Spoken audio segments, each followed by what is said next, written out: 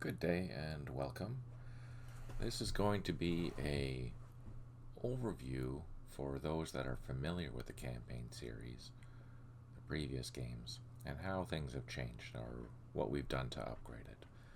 And by that, we're going to go through section 6 of the manual and go through in detail what that means. So here's the Veteran's Guide. Now let's take a look.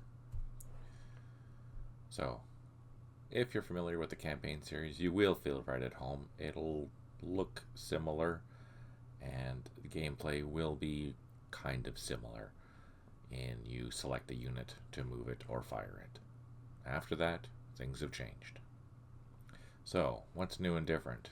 The user interface. We have, especially the toolbar, we've taken the time to break up the toolbar because with Campaign Series Middle East, we noticed that the toolbar buttons were getting quite extensive, and we do have a lot of things for you to do using those buttons, so we figured we would organize them into more logical categories to help you find the buttons that you need faster.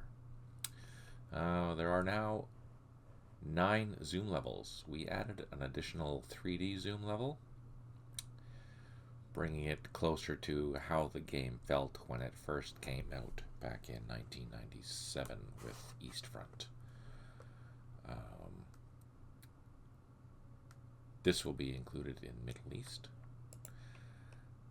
One of the main things that has been improved upon significantly is the campaign series event engine.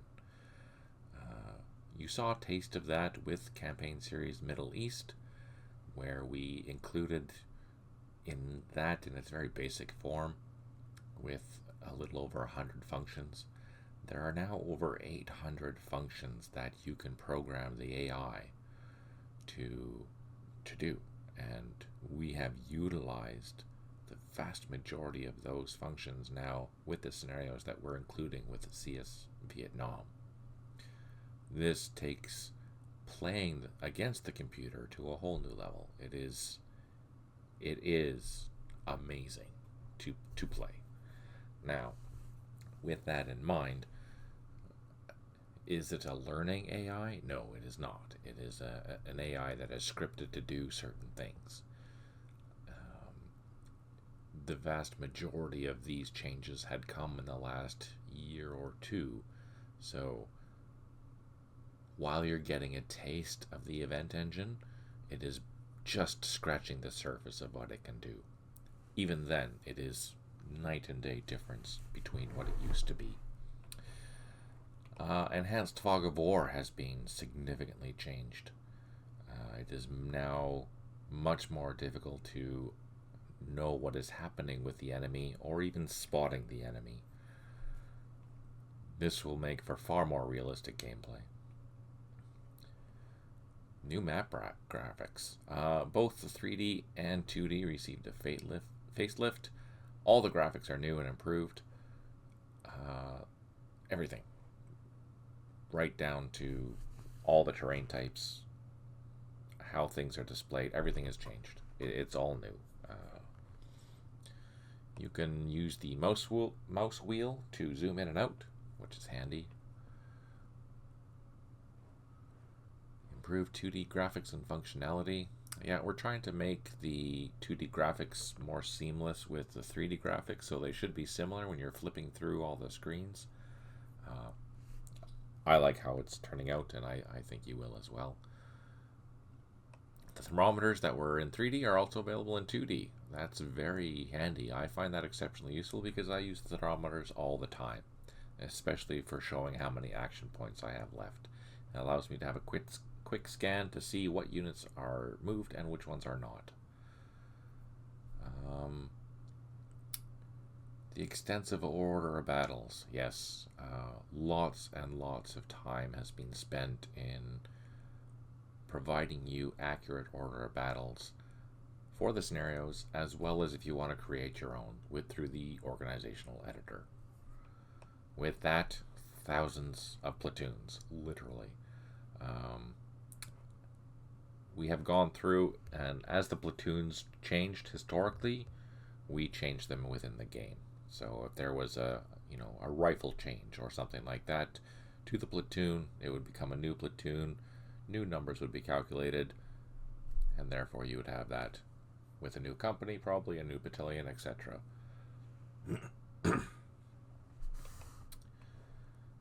Same goes for vehicles. As vehicles were improved, we did include some of them, mainly for the heavier vehicles like the tanks and whatnot. As they have version changes, we try to include those as well. Lethality. Yeah, compared to World War II, a lot of these weapons are far more effective at killing other vehicles and people. And as the decades progress, the weapon systems in the late 40s, while effective, are not nearly as effective as those found in the late 60s. The combat results table. There used to be one. Now there's multiple combat results table depending on the type of unit that's being used. For example, aircraft will have different combat results tables than infantry, etc. Empty hex firing. This is a key and necessary in Vietnam. Being able to shoot at a suspected hex where you think there's an enemy is vital. You need to be able to do that.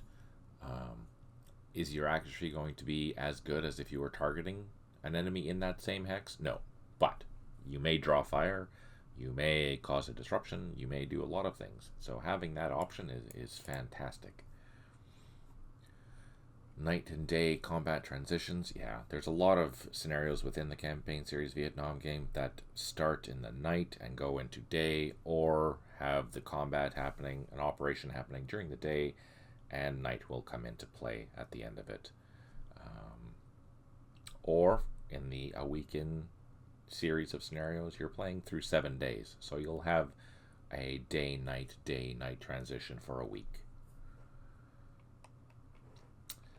Helicopters. While we included them in Campaign Series Middle East, how they work within Vietnam has changed, and these will be implemented with a 3.0 update to Middle East. There are 3 basic types of helicopters. There are reconnaissance helicopters, there are transports, and there are gunships. Resupply, basically refueling. After X amount of turns, typically 9, you will need to refuel your helicopter, and you can do that at you require, if you're using historical landing zones, you'll require a landing zone that has a supply or headquarters unit in it.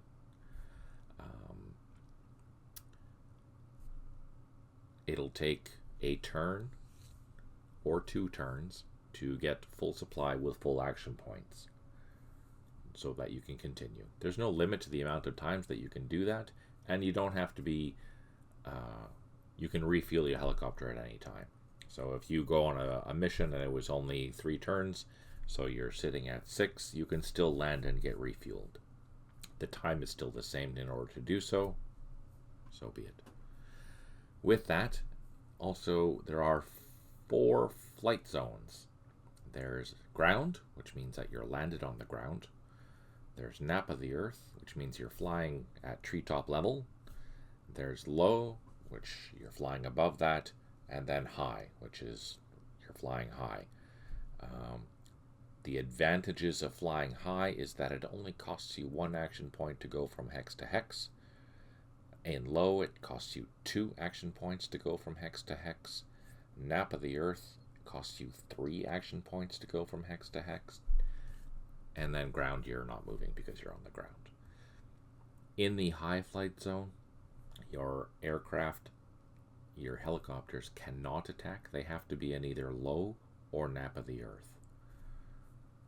But for movement, you want to be in high, especially for some of the larger maps that you'll find in the game. Tunnels. We've included tunnels, which is a below ground movement area. When you're in the tunnels, you can move from tunnel to tunnel with no issues, and you can do that underneath forces that are above you. So If you have an American platoon on the ground level and you're in the tunnels, you can continue moving throughout and not be spotted. Bear in mind that engineers can destroy tunnels by using the engineering functions within that area. Airstrikes. We have the legacy airstrikes within the campaign series, of course, but we've also included a brand new combat air support model. I will explain how to use that when I do the bootcamp tutorials, so stay tuned for that. It's very exciting. The anti-aircraft model has been remodeled in order to accommodate the new flight zones. So depending on if it's a SAM or anti-aircraft gun or etc., as well as the combat results tables. So these have been changed for both the anti-aircraft model and SAM model.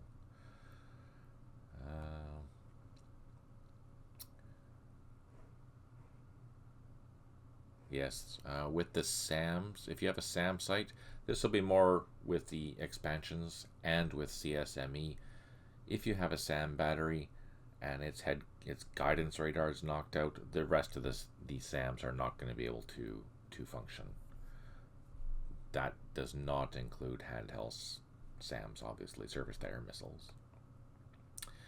Recon Reveal. There are a number of units that have the option to perform an in-turn reconnaissance, costing, I believe it's either 25 or 30 action points. You can do that until you expend all of your action points, which can be 2 or 3 times depending if you moved or not. You'll have to look for the recon unit flag to see if that particular unit can do so or not. Typically special forces and something that is a recon helicopter or vehicle. You'll be able to tell. The adaptive AI.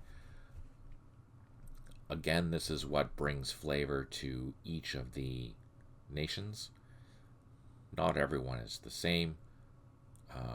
Their training levels are different, their capabilities are different, and the adaptive AI allows us to modify how platoons function within the game to provide more realistic modeling. There's over 150 different parameters that affect the gameplay, nation by nation. It's very detailed and fully moddable as well. So if you don't like our numbers, you can change them to something that you prefer. Civilians. They are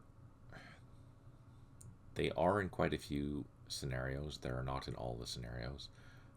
They can block movement in the sense that they do consume strength points along an area. So if you're traveling down a road and there's a civilian there, it'll consume the strength points that would normally be available for you for road movement. So things like that you have to worry about, as well as watching your fire. You don't want to be taking out civilians. There are a number of new map hex types because Vietnam is more complicated terrain than you would find in Middle East as well as the European theaters. Scenario editor improvements. A whole bunch of new tools, tips and tricks and things like that are available within the editors. As explained here, there's the toggle awareness overlay, which shows you, so now you can set up bunkers or minefields or IEDs so that only one side can see them, or both sides, or no sides. This really helps with the fog of war, whereas before you could sit on a ridge and take a look at the ground in front of you, and on your next turn all the blocks and minefields would be revealed. That's no longer the case. You need to stumble upon something in order to find it now, with the side awareness on. Also, toggle exclusion overlay. For example, there are some scenarios that take place near the DMZ or along the Cambodian border. Side A, Typically, free world nation forces are not allowed to go into into those areas, and we do that by having a buffer of hexes that are excluded to side A, which means they cannot go into it. There are exceptions, though. For example, special forces are able to go into these excluded zones. Obviously, later on, during the invasion of Cambodia, that'll be different, but those are for different scenarios, different time frame, different situation. The folder structure is similar to the campaign series Middle East. It is easier to find things, and it is structured simpler for everyone's sake. There are more elevations. There's up to 50 elevations. You can see, especially in the DMZ area, if you open up the master map for the DMZ, you'll find all 50 of those elevations are being used. Anti-tank ditches, these limit vehicle movement. That's very prominent in CSME, not so much in Vietnam. Water transportation, this is a whole new world for Vietnam. You can now embark and disembark troops basically anywhere along the shoreline. You no longer need shallow water hexes, which is great. This is perfect for riverine scenarios, and there's quite a few different riverine scenarios where this will be useful. Also for water crossing, if you have a transport in a river and you have an infantry unit on one side of the bank and you want to cross to the other, all you have to do now is just cross through. You don't have to load and unload. As long as there's action points for both, it saves time. It saves unnecessary clicking. It's fantastic. The infantry model, there is a updated calculator for how we come up with the numbers for the infantry to incorporate a whole bunch of different things. The number of men, the weapon level, technology level, doctrine level, cohesion level, number of squads, and the type of weapons that are being used. CS Lint, this is a tool for helping create and quality assure and perform quality control on the products that you're making. If you are going to start making maps or organizations or scenarios, these are tools that'll help you with that. Reduced units, you can now, in certain cases, you will want to reduce strength points from a platoon. For example, you have an infantry platoon that is full strength points, which is 6, but you have to transport it to another area. Unfortunately, your helicopters are only 2 strength points, so you're going to have to reduce that platoon in order to move it. All you have to do is you select that platoon and reduce it by 1 or 2. More importantly, you can merge units now. That's a long-awaited feature for the campaign series. There are some rules that go around that, and I'll explain that in the future. But generally, if the unit is within the same company, you can take a lower strength point unit and add it to a higher strength point unit. So if you have two strength point platoons, you can merge them into one 4-strength platoon, which is fantastic. There you go. That's a basic overview of what's similar or what's new within the campaign series Vietnam, if you're familiar with the campaign series in general. Yeah, there we go. I hope you enjoyed that. Let me know if you have any questions. I'm always happy to answer. Take care. Good luck.